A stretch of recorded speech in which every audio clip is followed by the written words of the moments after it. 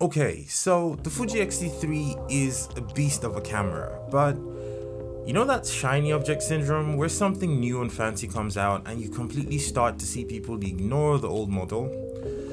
This is probably one of the cases where that is not very smart. In fact, as a filmmaker and somebody who actually buys and owns a lot of camera gear, I feel like when new cameras come out, it's actually the perfect time to buy the old cameras. But the X-T4 has been out for a bit now. Soon it would be a whole year since we've had the X-T4 and 2 years since we've had the X-T3. Now in this video, I want to talk to you about why the X-T3 might still be the perfect camera buy today. Hello guys, welcome back to another video. If you're new here, my name is Kagan, and if you're a regular subscriber, welcome back. So, we want to talk about the Fuji X-T3. Now, currently, the camera shooting me right now is 4 years old at this point, and you know, the camera is pretty old at this point. I should probably upgrade my camera. But am I going to though? Probably not, because my camera still does absolutely everything that I need it to do, and that's going to be the baseline for this video. See, the Fujifilm X-T3 was released about 2 years ago, and it was mind-blowing. It was groundbreaking. It was the best APS-C camera for that year for many people. I think, in fact, if I remember correctly, DP Review named it the best camera or the best value camera that was released in 2019. And I absolutely agree with them. You see, it's a fantastic camera. When it comes to the video codecs, the compression, the quality, the autofocus, especially since the last update that Fujifilm put out, it's just been an absolutely mind-blowing camera. Now, another thing that we should talk about is Fujifilm. As a company, they basically believe in the philosophy of constantly improving their products, even many years down the line after the product has been around for a long time. So when you buy a camera from Fujifilm, it's not gonna stay the way that you buy it forever. They're actually going to constantly improve it with new features and settings when they develop new things for their newer cameras or their newer, more expensive cameras, to the point that that camera can actually handle those improvements, which I think is absolutely fantastic.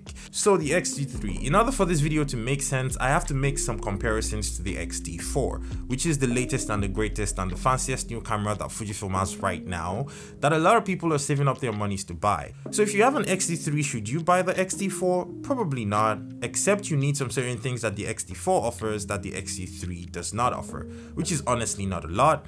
And if you're trying to get a Fujifilm camera right now and you cannot afford to buy the X-T4, I think that the Fuji X-T3 is still a fantastic buy for you. Why should you choose the X-T3 over the X-T4 today?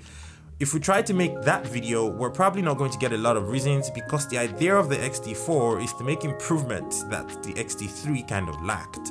Basically features that made the X-T3 just slightly better, added to a new camera, and then you call it the X-T4. Things like the IBIS, which the X-T3 did not have. Things like the flip out screen, which the X-T3 did not have. Well, basically the rotating, fully articulating screen that the X-T3 did not have. And things like 240 frames per second in 1080p that I don't think you're actually ever going to use as a filmmaker.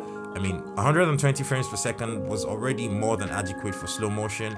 I don't see why I'm going to need 240 frames per second. But there are going to be some situations where you actually need that, like maybe when you're shooting Cheerio commercials or commercials for, like, I don't know, drinks and stuff, and you're shooting a lot of B-roll indoors with like lighting and things.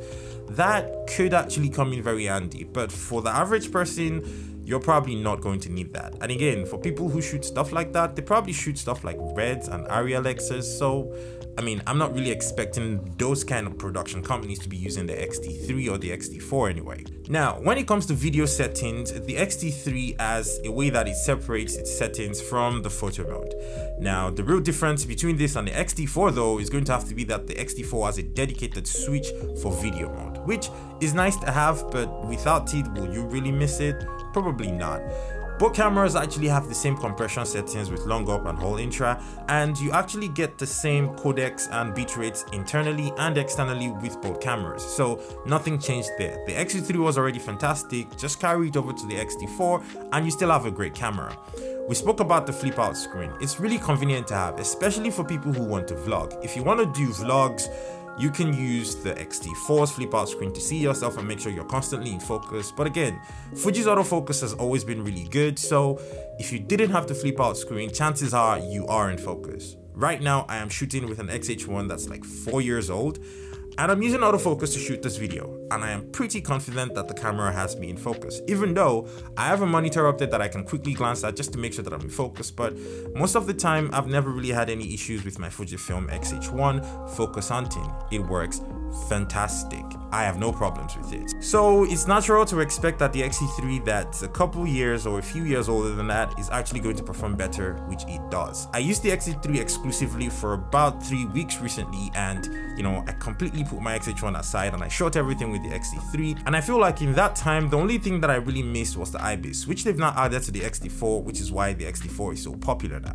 And the beauty of the X-T3 right now in 2021, as I make this video, is that you can actually get the camera body only, brand new, for around $999, and if you were willing to go shop diving on eBay or buying used like new or used without the box or something, you can get the X-T3 for as low as $800, $700 and something these days, before or even after tax, which I think is fantastic for a camera that does all that and lacks a few things like IBIS or a flip out screen, which I have solved with a camera monitor, or even 240 frames per second, which you're probably never going to use. That price is absolutely ridiculous. I mean, if you could buy an X-T3 right now for one of those prices that they're selling them for brand new or used, I think you should absolutely get it. And how you know this is a fantastic bargain is the fact that you can hardly find the X-T3 to buy as I record this video right now. The camera is almost entirely out of stock everywhere, because when these deals came and Fujifilm started selling the camera body for $999, everybody went for it and picked it up. There's hardly any units for sale anymore. It's one of the most coveted cameras on the internet right now, and it's almost 2 years old. So that should tell you where this camera stands and what it actually offers for the average video maker. So if you're a video maker like me, where most of your videos are YouTube videos where you just have the camera on the tripod and you're talking to it, the X-T3 is going to serve you well. If you're not constantly trying to do handheld shots, right, and do your B-roll handheld without a tripod or without a gimbal, you're going to be perfectly fine with the X-T3. I personally think, in my opinion, that the X-T3 is a perfect camera. I don't think you should buy the X-T3 if you're going to have to pay almost the same amount that you pay for the X-T4, because that tends to happen sometimes. In that case, I'll just say pay the extra dollars and get the X-T4. But if you can find out a good deal for a really decent price, I think the X-T3 is a no-brainer, and it's a camera that every filmmaker should have in their arsenal like I do, because it's just that fantastic. Thank you so much for watching this video, and if you were thinking about buying the X-T3, I hope this video has convinced you and not confused you that camera is an absolutely fantastic camera. I guess I'll see you guys on another video that was shot by Kagan. Don't forget to subscribe. Peace. A clan of gods.